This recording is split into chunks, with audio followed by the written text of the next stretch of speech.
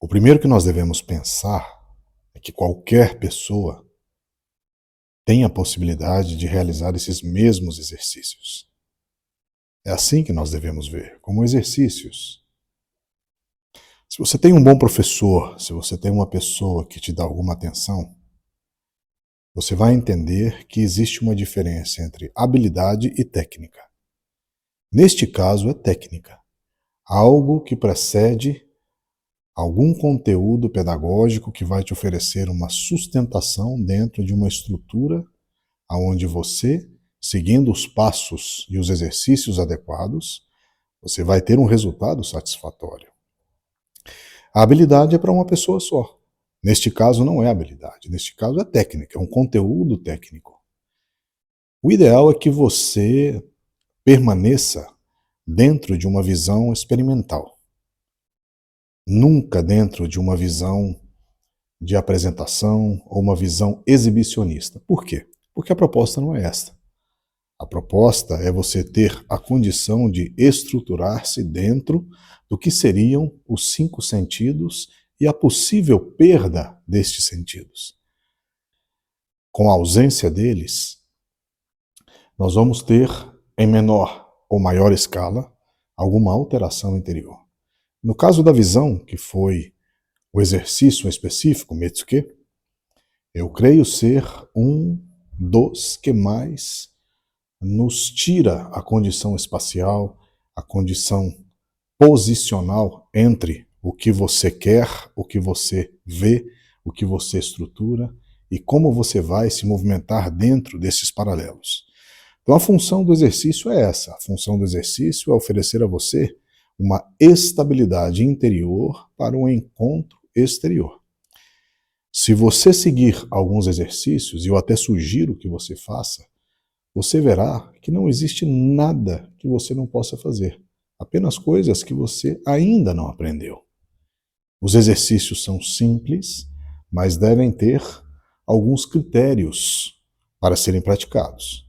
Paciência, dedicação, esforço. E nunca estabelecer um critério de expectativa. Por quê? Ela vai te gerar frustração. Você pode até conseguir o êxito em um primeiro exercício, mas a ideia não é conseguir uma única vez. É você ser capaz de repetir tantas vezes for necessário. Por isso a importância do pensamento pragmático, do pensamento empirista, você não se enganar, você ter as estruturas variáveis dentro de uma observação. Com a tecnologia, por exemplo, você pode gravar você realizando o exercício e, dentro dos erros, você observar aonde foi que você errou. Se você não canalizou bem a estrutura da energia, se você não visualizou o objeto da maneira que tem que ser visualizado, né? Porque é um processo também neurocognitivo. Você tem que ver o objeto, imaginar realizando uma técnica e a partir daí, uma vez que você tem a ausência da visão, você ser capaz de repetir com a mesma precisão o movimento que você realizou antes na sua mente.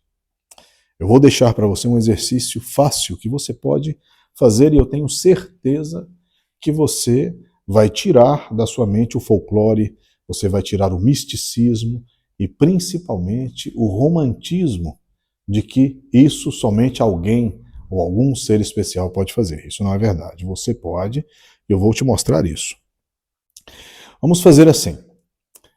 Se você vai treinar com a sua katana, por exemplo, comece mantendo a katana numa direção, em uma postura, diante de alguma coisa que você quer cortar. Comece com alguma fruta, por exemplo, uma banana, né? Coloque uma banana a uma determinada distância da sua katana, então você visualiza você realizando o movimento preciso, cortando, mantendo o triângulo dos cotovelos bem alinhados, a escápula e os ombros muito bem alinhados, o hara muito bem centrado, a coluna, e principalmente a sua mente focada. Nesse momento você não pode ter nenhuma distração. Então, uma vez que, com o auxílio de alguém, É muito importante que você tenha uma segunda pessoa para te ajudar, porque se você tem que deixar a katana para você mesmo colocar a faixa ou o que for, você vai ter aí um momento de desconcentração, né? Você vai ficar um pouco desconcentrado e ter que voltar a alinhar o pensamento pode ser um pouco difícil, tá? Então, é ideal que alguém te ajude. Então, você mantendo a espada, alguém coloque sempre, é muito importante que não tenha nenhuma entrada de luz, que você seja honesto com você mesmo, é um exercício, não é um exibicionismo, né? E o exercício, ele tem que ter os erros, ele tem que ter os equívocos. Se você não se equivoca, você não reconhece aonde estão os defeitos da técnica, os problemas, os vícios, principalmente os vícios. Então, uma vez que você já está sem a visão, você apenas tem que repetir o movimento que você fez na sua mente, com segurança, com tranquilidade e principalmente com responsabilidade. Você vai falhar muitas vezes, todos nós falhamos.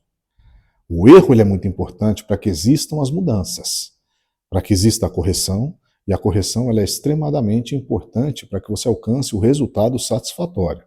Voltando a dizer que não é um exercício de exibicionismo, longe disso, tá?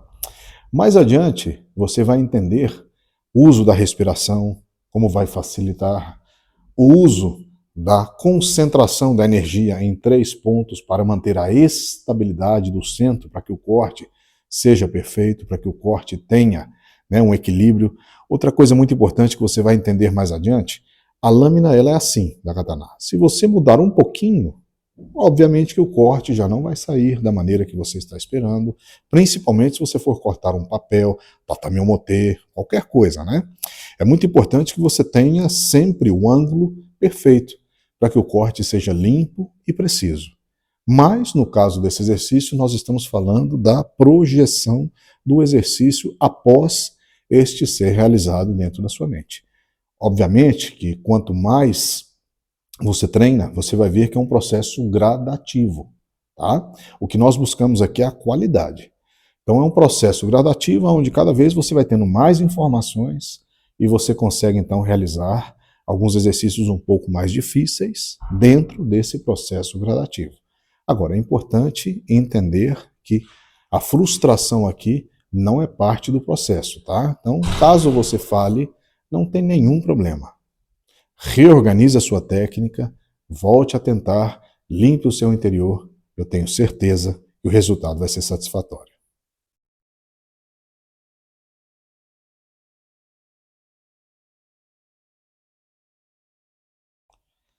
A Espanha foi uma das coisas mais lindas que aconteceu na minha vida. Através da Espanha nós conhecemos o mundo, outros profissionais, pessoas interessantíssimas. Mas como tudo que surge, ganha força, se mantém por um tempo, perde a força, entra em um processo de decrepitude e nos exige uma reavaliação e uma mudança, o tempo na Espanha terminou. Mas esse tempo segue com o trabalho de outras pessoas. Pessoas que estudaram anos conosco, que aprenderam bem e que eu tenho certeza que seguirão com o mesmo afinco e com a mesma força direcional que nós fizemos durante todos esses anos. Esse trabalho no México, ele tem como principal objetivo atender a novas pessoas, atender a novas demandas, principalmente do que vem dos Estados Unidos. E como a minha esposa, a família, vive no México, então para nós foi uma opção que veio a ser bastante interessante. Alguns acontecimentos na Espanha, como a recente inundação, nos fez repensar dentro das propostas que a vida nos oferece. Alguns países anteriormente tinham feito essa mesma proposta para o meu trabalho. Porém, não era o momento. O trabalho na Espanha ainda não estava consolidado, ainda não estava maduro, e agora eu creio que é um bom momento. Eu acho que nós nos reajustamos com pessoas aqui e nós temos então que dar atenção, ensinar e aprender com pessoas em outros lugares. E eu tenho certeza que essa nova etapa vai ser muito interessante, vai ser uma nova etapa muito rica, cheia de encontros culturais e, principalmente, o mais importante, ajustes e reajustes entre encontros e desencontros.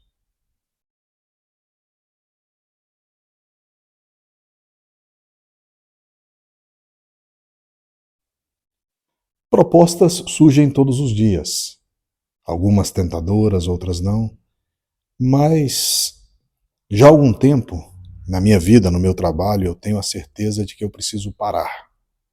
Eu preciso centrar-me em outras coisas, em outras propostas e principalmente estruturar uma nova visão de vida. Eu já não sou um garoto, eu já tenho 50 anos, então eu preciso agora me dedicar a outras questões interessantes dentro do trabalho que eu realizo. Então, toda proposta é avaliada, reavaliada e principalmente observada com muita atenção e muito carinho. Porém, nem todas encaixam com esse momento da minha vida, o que não significa que essas mesmas propostas não possam ser cumpridas de uma maneira distinta, buscar um modo hábil para que se realizem. Então, propostas existem muitas, mas ainda estão sendo avaliadas, observadas. Eu acho que o momento me pede isso.